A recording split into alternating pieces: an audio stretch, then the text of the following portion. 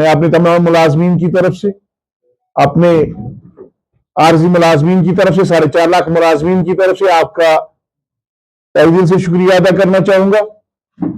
आपको मालूम है कि आज की बजट तकरीर में ऑनरेबल चीफ मिनिस्टर साहब ने आर्जी मुलाजमीन के हवाले से जो जिक्र किया, उसमें उन्होंने जिन शब्दों का इंतखाब किया था और उन शब्दों से लग रहा था कि वो हमारे मामले से बाखबर है, इल्म रखते हैं, इल्मियत रखते हैं। उन्होंने ये कहा कि ये दीरीना लॉन्ग पेंडिंग ह्यूमन इशू है। इन्होंने डिफिकल्ट कंडीशंस में यहाँ के अवाम की खिदमत की है। इन्होंने अपनी जिंदगी का प्राइम टाइम यहाँ के अवाम की खिदमत में, यहाँ की सरकार की खिदमत में दे दिया है।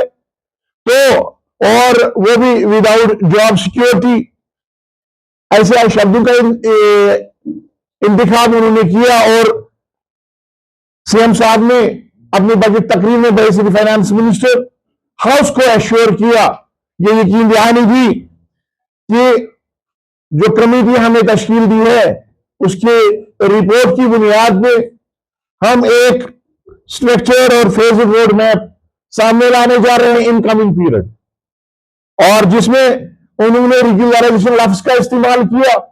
उन्होंने कहा कि डिग्निटी, जॉब सिक्योरिटी और इनके स्टेबल फ्यूचर का उसमें ख्याल रखा जाएगा। जहां तक वजीर आला साहब की बजट तकरीर का ताल्लुक है, इस बजट तकरीर से ऐसा लग रहा था कि वजीर आला साहब यहां के आरजी मुलाजमीन की सूरत हाल से, जिस कसम कुर्सी की हालत में वो जिंदगी बसर कर रहे हैं, जिन हालात से हम गुजर रहे हैं, उन सब से वो वाकिफ है, इल्मियत है उनको।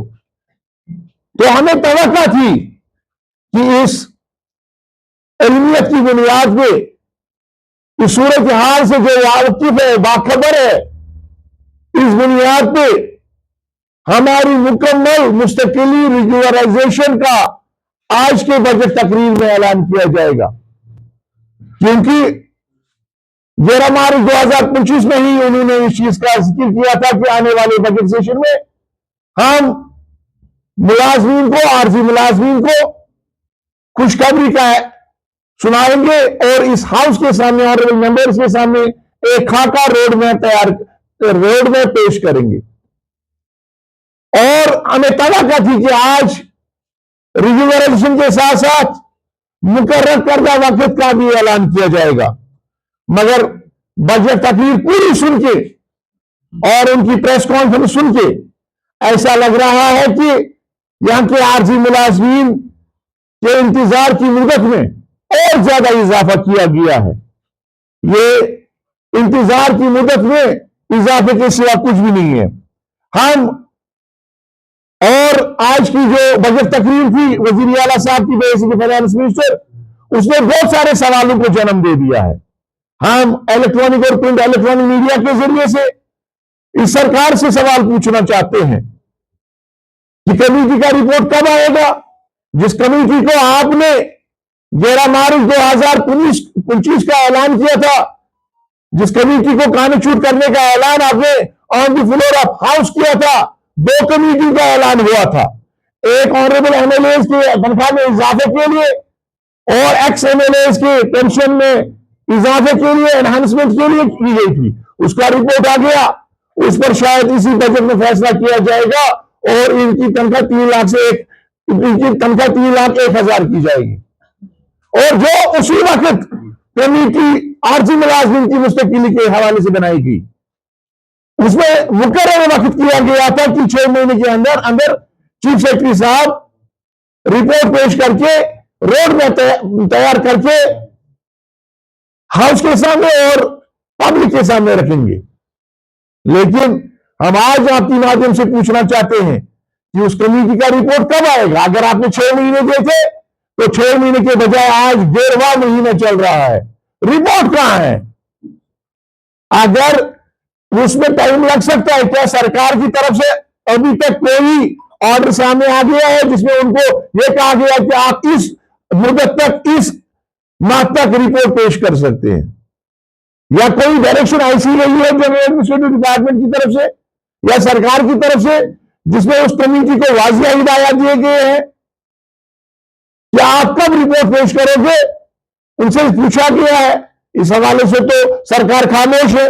और दूसरी बात, जिस रिज्यूमराइजेशन लफ्ज का आज वजीर आला साहब ने इस्तेमाल किया, कौन सी रिज्यूमराइजेशन पॉलिसी वो बनाने जा रहे हैं? क्या उस पॉलिसी में वो सारे मुराद होंगे जो यहां के कन्फर्म्ड एम्प्लॉयज को दिए जा रहे हैं, जिसमें हमारा बेसिक पे है, ग्रेड पे है, डीए है, मेडिकल है, एचआरए है, सीसीए है, जिसमें 2.5 दिन की इजाफी तनख्वाह है, यूटी बनने के बाद जो मरकजी मुलाजमीन को मुराद दिए जा रहे हैं, जो यहाँ के कन्फर्म्ड एम्प्लॉयज मुराद दे रहे हैं, children education allowance, transport allowance, higher education allowance, जो मुराद यहां के मुलाजमीन ले रहे हैं, क्या इस पॉलिसी में, हम पूछना चाहते हैं, क्या इस पॉलिसी में वो होंगे? क्या इस पॉलिसी में उन रिटायर मुलाजमीन का जिक्र होगा जो आज तक रिटायर हो गए, जो होने वाले, जो, अगर आप फेजिंग मैनर की बात कर रहे हैं, जो आने वाले सालों में हमारे साथी 20-25 बरस 30 बरस सरकार को देने के बाद रिटायर होने जा रहे हैं, क्या उनका जिक्र इस पॉलिसी में है? जो रिटायर हो गए उनके साथ क्या करना है सरकार को, क्या इस पॉलिसी में उसका जिक्र है? जो दौरान ड्यूटी शहीद हो गए हैं, आपने परसों ही देखा होगा, यहां के आरजी मुलाजमीन ने कोई भी कसर बाकी नहीं रखी, दिन रात मेहनत करके शदीद बर्फबारी में, भारी बर्फबारी में आवाम तक पीने का पानी, 6 फुट 7 फुट बर्फ काट के आवाम तक पीने का पानी बहन पहुंचाया। वाटर सप्लाई, बिजली, आपने तरसीमी लाइन पे देखा होगा, हमारे एक आरसी मुलाजिम भाई, उसने तरसीमी लाइन को मरम्मत करते करते अपनी जान दे दी, जान शहादत नोश किया उसने। इसी तरीके से कई अफराद जो आज तक दौरान ड्यूटी शहीद हो गए हैं, क्या उनका जिक्र इस पॉलिसी में है?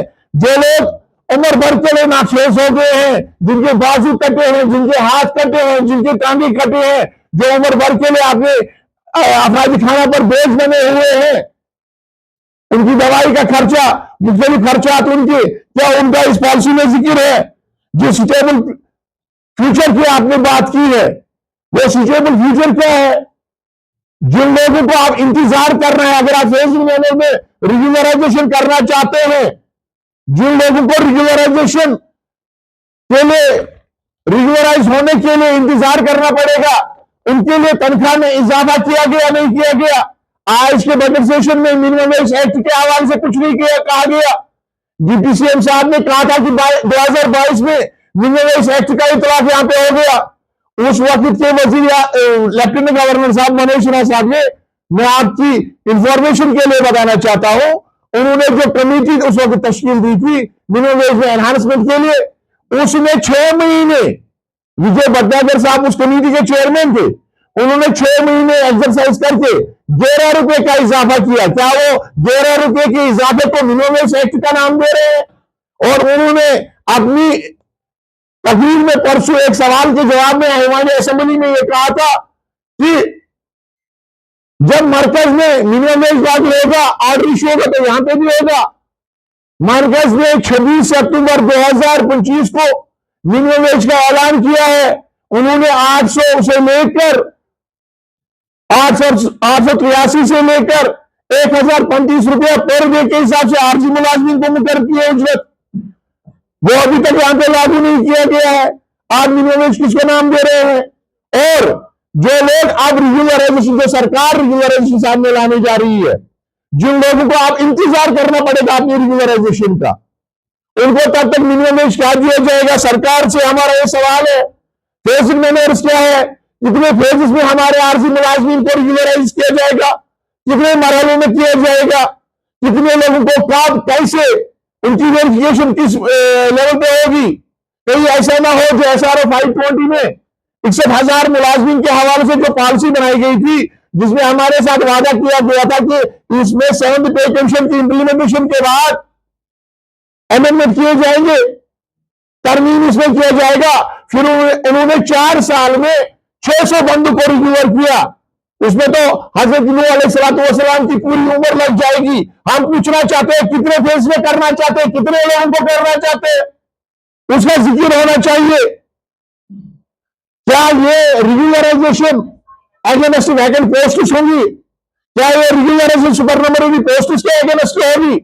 क्या ये रिग्यूलराइजेशन इसमें प्रमोशन के मौके होंगे या नहीं होंगे? क्योंकि पिछले जो रिपोर्ट्स थे उनमें यह लिखा गया था कि चेंज ऑफ डिजिग्नेशन नहीं होगी, उसमें यह कहा गया था कि ये प्रमोट नहीं होंगे 20-25 बरस के बाद।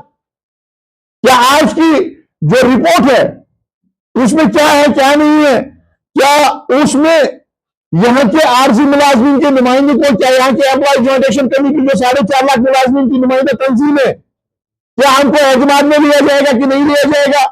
एक अफसोस तो यह भी है कि प्रीवियस डिस्कशन में सारे स्टेक होल्डर्स को लिया गया, लेकिन मुलाजमीन के मुतालबात के हवाले से जो बात आज बजट में रखनी थी, इस हवाले से हमारे साथ कोई सलाह मशवरा नहीं किया गया। हमारे मसाइल, हमारे मुतालबात, हमारे जो मुश्किलात है उस हवाले से हमको पूछा नहीं गया। आपकी जो इनकी रिवायत, जो हज़्ब रिवायत डिस्कशन मुलाजमीन के साथ करते थे वो भी नहीं हुई। अब हमारा मुतालबा होगा यहां की सरकार से, खासकर ऑनरेबल फाइनेंस मिनिस्टर जो यहां के ऑनरेबल चीफ मिनिस्टर भी है, उनसे हमारा मुतालबा होगा, हमारी गुजारिश होगी, अदबन एहतरामन गुजारिश होगी कि जिस दिन वो बजट पर सवालों के जवाब देंगे तो हमारी पूरी उम्मीद है कि उस दिन वो इन सारे सवालों को, इन सारे जो इस वक्त एक इंतशार पैदा हो, जो एक उलझन तसज्जुब पैदा हो गया है कि पॉलिसी क्या है क्या नहीं है, इन सारे सवालों का वो जवाब देंगे। क्योंकि उन्होंने खुद इस चीज का ऐलान किया था कि जो पॉलिसी, जिस कमेटी का इन्होंने इनकाद किया, जिस कमेटी का उन्होंने ऐलान किया था 13 मार्च 2025 को, उस कमेटी का रिपोर्ट हाउस की अमानत है, उसको हाउस के सामने पेश किया जाएगा। तो हम तवक्को रखेंगे, हम उम्मीद रखेंगे कि जो आरजी मुलाजमीन की रिग्यूलराइजेशन के हवाले से रोड मैप तैयार किया गया है, ये रोड मैप बजट पर जब सवालों का जवाब वजीर आला साहब फाइनेंस मिनिस्टर देंगे उस दिन इसको पेश किया जाएगा। कहीं ये पॉलिसी ऐसी ना हो। SRO 520 हमने उस वक्त इसलिए कबूल किया था कि उसमें हमारे साथ कमिटमेंट की गई थी, हमारे साथ वादा किया गया था पीडीपी और बीजेपी की सरकार ने, उस वक्त के ऑनरेबल फाइनेंस मिनिस्टर साहब ने, कि 7th पे पेंशन मुकम्मल होने के बाद, इंप्लीमेंट होने के बाद, लागू होने के बाद इसमें तरमीम किए जाएंगे और आपके वो सारे मुराद दिए जाएंगे जो यहाँ के 4th क्लास एम्प्लॉयज दे रहे हैं। अगर ये पॉलिसी फिक्स्ड पे होगी, अगर ये पॉलिसी हमारा कंसोलिडेटेड पे होगा, रेगुलर एंगेजमेंट होगी, तनख्वाह में इजाफा खाली होगा और हमारे फ्यूचर को सुने बगैर, हमारे फ्यूचर के हवाले से सोचे बगैर इसका ऐलान किया जाएगा, तो हमारे पास फिर कोई चारा नहीं है कि हम सड़कों का रुख करें, हम एहतजाज का रुख करें जिसका हमें आईन और जमहूरियत ने हक दिया है। मेरी मुलाजमीन से भी गुजारिश होगी वो सब्र तामील से काम ले, वजीर आला साहब के बयान का इंतजार करे। अगर वजीर आला साहब ने एक मुलाजिम दोस्त पॉलिसी का ऐलान करके मुलाजिम दोस्त पॉलिसी हाउस के सामने और पब्लिक के सामने रखी तो हम दुआई देंगे। ये एक दीवाना मामला है जिसको हल किया जाएगा, इंसानी मामला जिसका उन्होंने आज खुद जिक्र किया। और अगर ऐसा नहीं किया गया, अगर ये फ्रेब साबित हुआ, अगर ये सियासी जुमला साबित हुआ, अगर ये वक्त गुजारी के लिए और सरकार की कारगुजारी के लिए उन्होंने हमें ललचाने के लिए ये आज की बात पेश की, तो फिर हमारे पास कोई चारा नहीं है, हम सब कुछ रुख करेंगे, जिसकी तमाम तर जिम्मेदारी यहां के सरकार पर आयद होगी। इसके अलावा उन्होंने अपने इलेक्शन मंशूर में एक तो रिजर्वेशन का जिक्र किया था जिस पर उन्होंने वोट लिए थे 61,000 खानदानों से 4.5 लाख मुलाजमीन से, क्योंकि बर्निंग इशू इस वक्त यही 2 है 3 है जिस बुनियाद पर उन्होंने लोग उसे वोट लिए थे। एक तो रिजर्वेशन का मामला, आरजी मुलाजमीन का मामला जो मुख्तलिफ महकमों में, पब्लिक सेक्टर यूनिट्स में, कॉर्पोरेशन में, ऑटोनोमस बॉडीज में, दूसरा मिनिमम वेज एक्ट जो पूरे मुल्क में लागू है, लद्दाख में भी लागू है, वहां पे 26,000 से 45,000 रुपए दिए जा रहे हैं और यहाँ पे 9,300 रुपए दिए जा रहे हैं। और दूसरा जो उन्होंने ओल्ड पेंशन रेस्टोरेशन लगभग हमारे 1,20,000 के करीब ऐसे मुलाजमीन है 2010 के बाद, जैसे नॉन गेजेटेड मुलाजमीन है, फोर्थ क्लास एम्प्लॉइज है, जो 2010 के बाद तैनात हुए और उनके साथ वादा किया गया, उनसे इस बात पे वोट दिया गया इलेक्शन मंशूर में कि ओल्ड पेंशन की रेस्टोरेशन हो जाएगी जैसे बाकी स्टेट्स में होगी। और तीसरी बात, जो हमारे पब्लिक सेक्टर स्टूडेंट्स है उनको रिवाइवल किया जाएगा, उनमें तब्दीली लाई जाएगी, उनका बजटरी सपोर्ट के हवाले में सोचा जाएगा, उनका एक बार फैसला किया जाएगा। तो हमें पूरी उम्मीद है, और आंगनबाड़ी वर्कर्स के हवाले से तो हमें पूरी उम्मीद है इन सारे सवालों का जवाब आने वाले दिनों में हमारे ऑनरेबल चीफ मिनिस्टर साहब, फाइनेंस मिनिस्टर पेश करेंगे। अगर ऐसा नहीं किया गया तो हमारे पास कोई चारा नहीं है सड़कों का रुख करने के सिवा, जदोजहद का ऐलान करने के सिवा।